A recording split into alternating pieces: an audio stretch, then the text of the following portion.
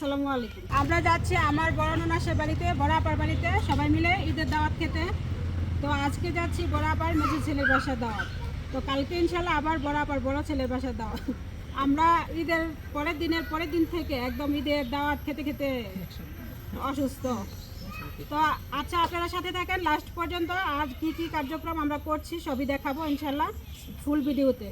আমরা সবাই রওনা দিয়ে দিলাম বেড়ানোর জন্য বড় আপার বাসায়। এই যে ওরা বাইক নিয়ে আগেই চলে গেল, ওরা 4 জন গেল বাইক দিয়ে, আর আমরা অটো দিয়ে গিয়েছিলাম। আমরা মনোহরদী বাজারে এসে পড়েছি। মনোহরদী বাজার থেকে আমরা সবাই মিলে মিষ্টি কিনে নিলাম। মনোহরদী বাজারে অনেকগুলো ভালো ভালো মিষ্টির দোকান আছে, তো আমরা সাধারণত প্রত্যেক বছর যাওয়ার সময় এখান থেকে মিষ্টি কিনে নিয়ে যাই। মিষ্টি কিনে আমরা চলে আসলাম আপার একদম বাড়ির সামনে। এটা ছিল আপার মেজো ছেলের বাড়ি। তো বাড়ির সামনেই আমরা এসে সবাই অটো থেকে নামলাম। অটো থেকে নেমে একসাথেই সবাই ঢুকলাম, দোতলাতে উঠলাম সবাই। ওরা তো থাকে দোতলাতে, ওরা নিচতলা হচ্ছে গোডাউন রেখেছে, ওদের অনেক বড় বিজনেস। তো আমরা সবাই এসে খাওয়া দাওয়া করলাম। খাওয়ার আইটেমে ছিল সবজি, চিংড়ি মাছ, রোস্ট, খাসির গোস্ত, গরুর গোস্ত, ডাল, আর সাথে তো ছিল ভাত, ছিল পোলাও ছিল। আমরা খেয়ে দিয়ে বের হলাম। বের হওয়ার সাথে সাথেই দেখি আমার বড় যা আর আমার ভাসুর এসছে। অনেক গরম ছিল, তো সেই গরমের কারণে আমরা বেশিক্ষণ থাকতে পারিনি। ওদের দোতলার উপরে 3 তলার ছাদ ছিল না, তো সেই জন্য রৌদ্রটা অনেক লাগে, গাছ গড়ানো ছিল না, অনেক রৌদ্র। তো এত গরমে অস্থির হয়ে গিয়েছিলাম। মেজো বাগিনার এখান থেকে খাওয়া দাওয়া করে তারপর আমরা চলে আসলাম বড়াপাকে দেখার জন্য। বড়াপা একটু অসুস্থ ছিল, তো বড়াপাকে দেখে তারপর আমরা চলে গেলাম সেজো আপার বাসায়। সেজো আপার ছোট মেয়ের ঘরে নাতি হয়েছে, তো সেজো আপা ঈদেও যেতে পারেনি আমাদের এখানে বেড়াতে। তো সেজো আপাকে দেখতেও গেলাম, তারপর নাতিকেও দেখতে গেলাম। হাসপাতালে যেতে পারিনি ব্যস্ততার কারণে। এখানে দেখতে পাচ্ছেন সেজো আপার মাশাআল্লাহ 3 মেয়ের ঘরের নাতি নুৎকুর, ওরা খুব দুষ্টুমি করছে এখানে। বাড়িতে আসলাম, বাড়িতে এসে আবার মৌলভী ভাই আমাদেরকে আইসক্রিমের জন্য টাকা দিল।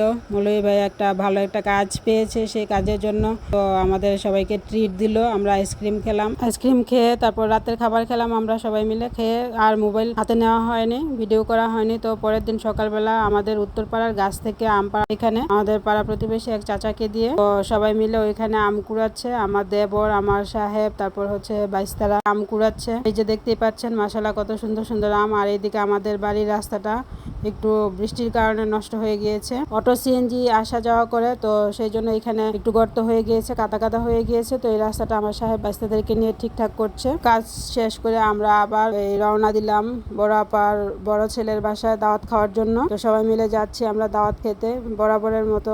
আজকেও এই যে মনোহরদী থেকে মিষ্টি নেওয়া হচ্ছে, দই মিষ্টি এগুলো নেওয়া হচ্ছে। তো এগুলো নিয়ে আমরা রওনা দিলাম আবার মনোহরদী থেকে এই আপার বড় ছেলের বাসার উদ্দেশ্যে। বাসার সামনে গিয়ে নামলাম, তো এটা আর ভিডিও করা হয়নি। এইবার বাসার সামনে নামার পর তারপর গিয়ে দেখলাম যে খাওয়া দাওয়ার বিশাল আয়োজন চলছে, সবাই খাওয়া দাওয়া করছে। তো কিছু মানুষ খাওয়া দাওয়া করার পর আমরাও বসলাম খাবার খেতে। আমার এই যে এখানে সেজন্য নাচ, তারপর আমার বড় যা, তারপর বাগনি, তারপর আমার বাড়িতে যে যা থাকে এই যা, তারপর হচ্ছে আরেকটা আমাদের ভাবি আছে, ওনাকে নিয়ে আমরা সবাই একসাথে খেতে বসে পড়লাম। তো এখানে খাবারের মেনুতে ছিল ডিমের কোরমা, রোস্ট, গরুর গোস্ত তো থাকবেই, আর পোলাও, ভাত, ডাল, চিংড়ি মাছ ভুনা, আর খাবার শেষে ছিল দই। তো খাবার দাবার শেষ করে তারপর আমার সেজন ননাসের মেয়ে হোসনার আবার আমার বড় ননাসের বাসুরের ছেলের কাছেই বিয়ে হয়েছে, তো পাশেই ওর শ্বশুর বাড়ি। তো ও এখানে বাড়ি করছে, বাড়িতে তো এখানে বিল্ডিং করছে। তো আমাদেরকে বলতেছে মামি চলেন আমার বাড়িটা একটু দেখে আসবেন আপনারা, আমার কাজ চলতেছে।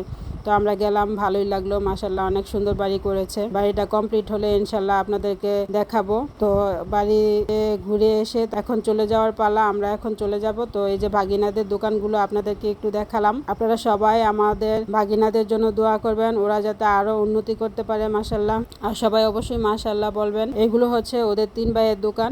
এখানে বাহিরের মানুষের আর কোনো দোকান নেই, ওদের দোকানই খালেঘাট মোড়ের মধ্যে। ওরাই মাশাআল্লাহ অনেক বড় ব্যবসায়ী, এখানে নাম ডাক ওলা। খালেরঘাট মোড়ে গিয়ে ওদের নাম বললেই সবাই এক নামেই চিনে ওদেরকে। তো আজকে এই পর্যন্তই, ইনশাল্লাহ সামনে আবার কোথাও আমরা বেড়াতে গেলে ইনশাল্লাহ আপনাদের সাথে শেয়ার করব। তো আপনাদের যদি ভিডিওটি ভালো লাগে অবশ্যই লাইক, কমেন্ট ও শেয়ার করে গ্রামীণ হাসিলের পাশে থাকবেন। আর যারা ইউটিউবে ভিডিও দেখেন তারা অবশ্যই সাবস্ক্রাইব করতে ভুলবেন না। আল্লাহ হাফেজ।